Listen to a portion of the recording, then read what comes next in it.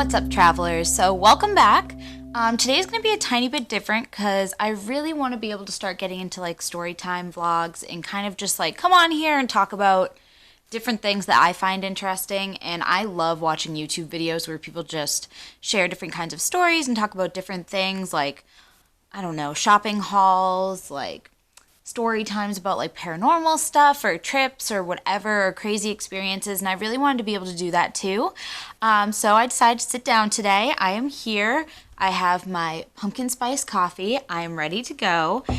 And I thought, since in my mind it's already spooky season, I mean, I know it's not fall officially yet, but September, especially in Disney's eyes, is Halloween time. So since that's kind of the case, I figured why not tell some Disney World scary stories. So this is coming from past cast member. Obviously, as you guys know, I used to work for Disney, and it definitely has its fair share of spooks and haunted places. So I decided to kind of go off that. So I am going to be focusing only on Walt Disney World today. Obviously, Disneyland is super haunted. It's older, but I'm going to be focusing on Disney World first. And if you guys want, I can totally make a different video on Disneyland.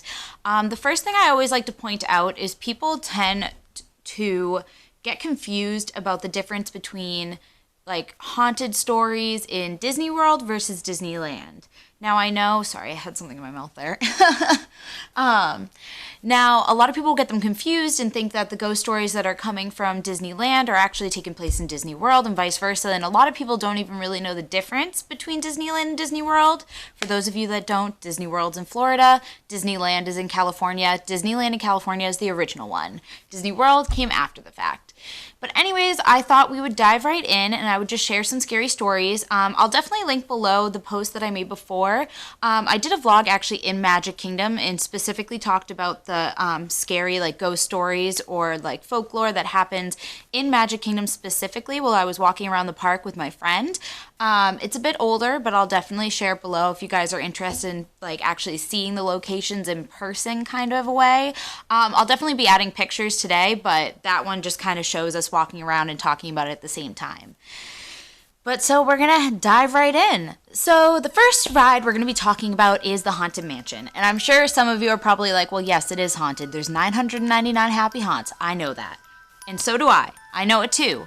But what a lot of people don't know is what goes on behind the scenes and sometimes on the day-to-day operations that might seem a bit shocking to you. I don't know. We'll find out. Some of you might already know, but what tends to happen is when a loved one passes away, sometimes guests will bring the loved one's ashes to the park and they will try to spread them on the Haunted Mansion ride. I don't know why people do this. I mean, I know obviously people growing up have a love for Disney World, and if they think that this was where they were happiest, let's spread the ashes there. It's illegal. Please don't do it. Disney is private property. Also, it causes a big mess for the poor cast members behind the scenes. So basically, this happens so often that Haunted Mansion has a specialized vacuum for cleaning ashes. So basically what happens is if this is sensed, it sets off tripwires. If someone's throwing something into the ride, as soon as anyone basically steps off their vehicle or anything is sensed outside of the vehicle's like where you can spread your arms out, a silent wire is tripped. And either the ride will automatically stop or someone's notified. So when someone tries to spread ashes, the ride will obviously be notified and then the ride has to be completely shut down. Because basically either everyone will be evacuated or no one else will be allowed on the ride because they have to do a deep clean. Obviously it's a huge liability just to leave someone's ashes on the ride. Basically what's going to happen to your family member is they're going to be vacuumed up. And I really don't think that's the way anyone wants to remember their family member. So going off of that, all these ashes that have been thrown there and cleaned up, that could lead to a lot of discontent for loved ones that are passed on. And so Disneyland has a very famous ghost because once again it does do the same issue because they have the same problem, I should say. And they are known to have the ghost of a little boy who stands at the exit and asks people where his mommy is because apparently his mom dumped his ashes way back in the day in the ride. But here in Disney World, there's a couple different things that people believe are going on. Some people do believe that they see a little boy, kind of like in Disneyland. I did do a backstage tour as a cast member of the Haunted Mansion, and it was amazing. But our ghost host, who was showing us around, said that sometimes, like in the mornings and things like that, they'll feel like tugs on their sleeves of their costumes, or they'll feel someone pulling at the end of their coat, and they think, oh, maybe someone's looking to ask a question, like some kid has a question to ask. And when they look, there's no one there. And a lot of people will say that like sensors are being tripped when no one is on the ride. Like doors will be open and closing on their own when they're not supposed to, especially on the ride that can cause the ride to stop. And just a lot of strange occurrences. And so one occurrence that actually happened to me personally, which is a crazy story, is I was in Magic Kingdom one day with my friend Mackenzie. We would have Magic Kingdom days when we worked there together. And we would just walk around the park, and our main point would be to go on the Haunted Mansion because it's both of our favorite rides. So we thought it would be fun just to read up on some ghost stories before we went on to like completely freak ourselves out. It was kind of getting more towards the evening. The sun was setting a little bit, so we were waiting in line. And so for those of you who don't know, for the Haunted Mansion ride, the handicap exit comes first. So basically the handicap entrance is everyone who loads on the ride first in case it might take a little bit longer for them to get on if they're changing out of a wheelchair, if they have a cane, whatever. And then the rest of the party and the rest of the surrounding guests who are waiting in the normal line enter after. So we were in line, we were waiting, we had just gotten past the stretching room, and I looked out of the corner of my eye, and I swear I saw an old man with a cane sitting in one of the first Doom buggies that was just entering the room, and I was like, okay, he came in through the handicap entrance. So I looked ahead, not thinking anything of it, and then I just kind of like glanced over again because I was like, something seems weird, and he wasn't there anymore. So obviously, I just played it off as I was seeing things. I mean, it's dark in there, obviously, and also on top of that, we had just read ghost stories before we entered the ride, so I was like, I don't know. So we went on the ride, whatever. So then, believe it or not, a year later, so when I went down for my second college program, I did the same thing where I looked up ghost stories, and this time, I swear to you, I've never seen this story before in my life. The first one on the top was Haunted Mansion, Disney World, Man with Cane. And I was blown away. I was freaked out. The first thing I did was call my friend Mackenzie, and I was like, you have to listen to this. Like, this is what I swore I saw last year. I just didn't want to tell you to freak you out or to make you think that I was going crazy. But it said that supposedly a man with a cane is said to haunt the ride. The backstory behind him is kind of all over the place. They claim he was like a pilot who crashed in the area before Disney World even came to be. Obviously, a lot of it's just made up. No one knows for sure. Could be someone's ashes. We never know. Either way, I was like blown away by it. And they say that he likes to ride the ride in the evening and towards the end of the night, and you'll just see him in the queue line. And I was so shook because that is exactly what happened to me. I was like blown away. I thought it was like the coolest thing in the entire world, and I didn't even know what to do about it. Anyway, so that's like my main points when it comes to the Haunted Mansion. There's just so many different things going on in there. I don't think anyone could truly pinpoint how many spirits may be haunting it, if that is the case. But we're going to head on over, stay in Magic Kingdom for right now, and head on over to Pirates of the Caribbean. Now, Pirates of the Caribbean, everyone knows, fun-loving ride, another one of the originals. But not a lot of people know about George. So, George is probably one of the most well-known ghost stories in Disney World.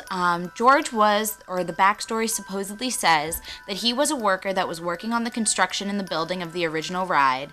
And in the flaming room, when the pirates go and burn down the city, either he fell off scaffolding that was high up and landed to his death, or scaffolding fell on him. Now, obviously, there are no actual reports of this death, so it's probably most likely made up. But the ghost that supposedly lives in Haunted Mansion, Pirates of the Caribbean, would probably say otherwise. So, cast members that work in Pirates of the Caribbean have to always say goodnight to George every night. I have had friends who work there. I know it's true. Some people even say that you have to say good morning to George as well. And basically, the story behind it is if you don't say goodnight to George, the ride's going to break down the next day. And I'm sure a lot of you are saying, well, yeah, rides break down. They break down all the time, especially in Disney. But if you don't say goodnight or you mock him, like if guests mock him on the ride, it'll tend to break down while those guests are on the ride, or for a prolonged time the next day.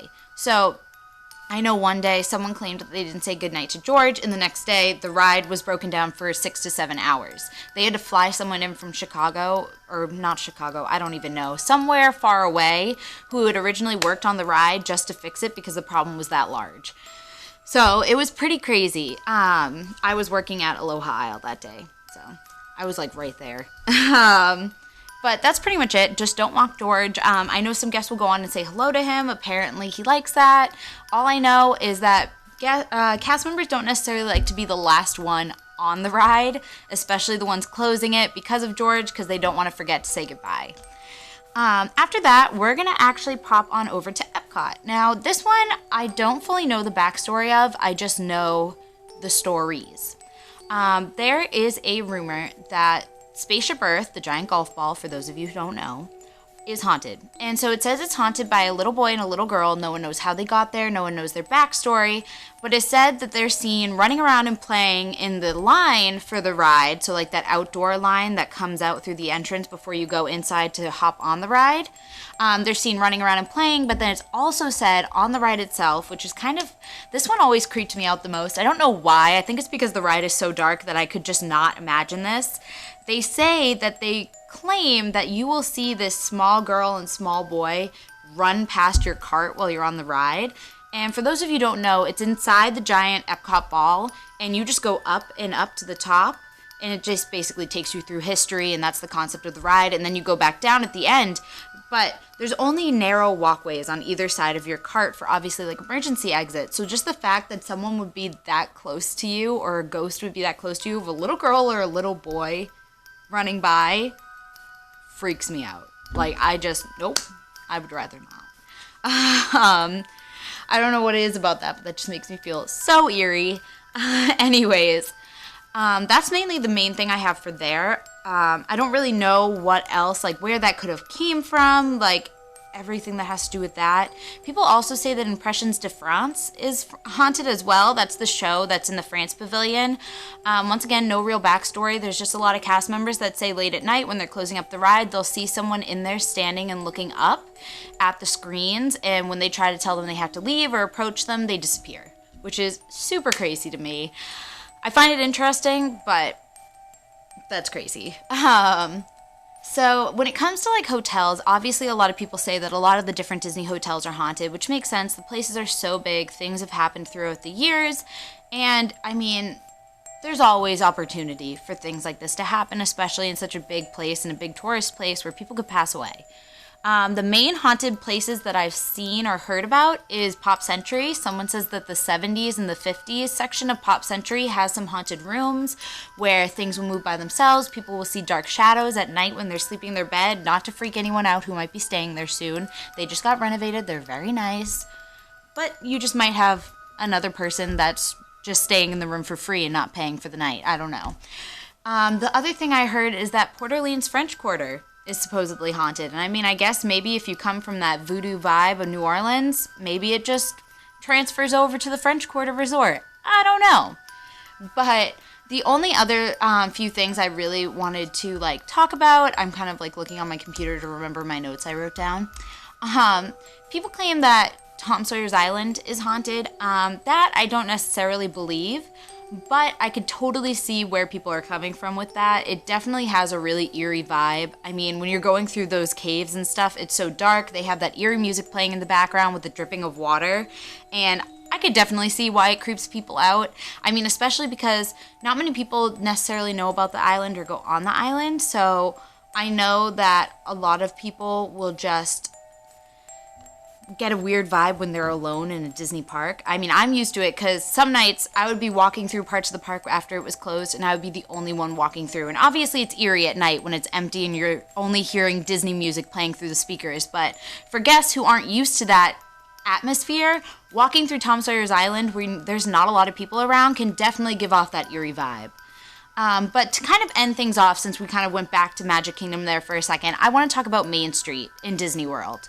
So for those of you who don't know, Walt Disney didn't live to see Disney World come to be. His brother Roy took over the plans, and that's why it's named Walt Disney World, because it was named after his late brother.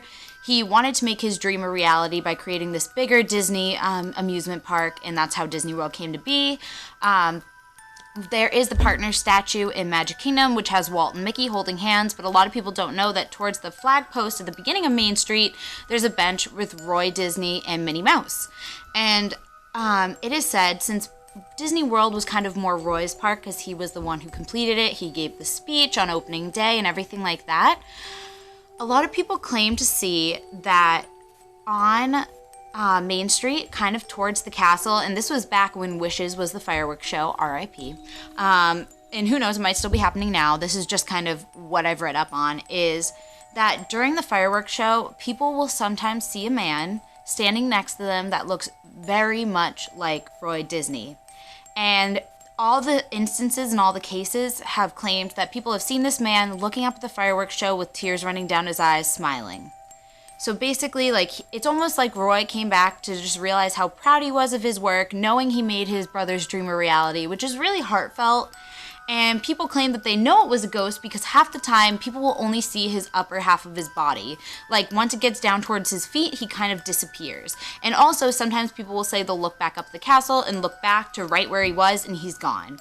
And for those of you who know when the park's crowded, there's not much moving around without people noticing and seeing you leave.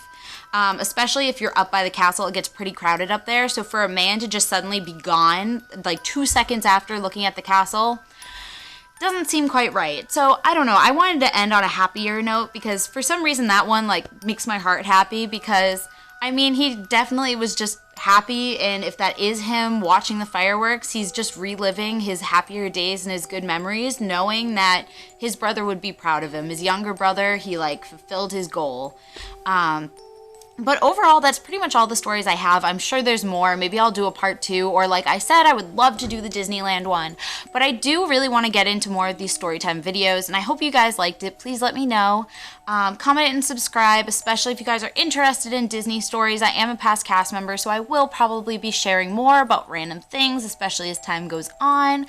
But overall, my channel is just about anything and everything. So on that note, I will see you guys next time, and have a great rest of your day. Bye.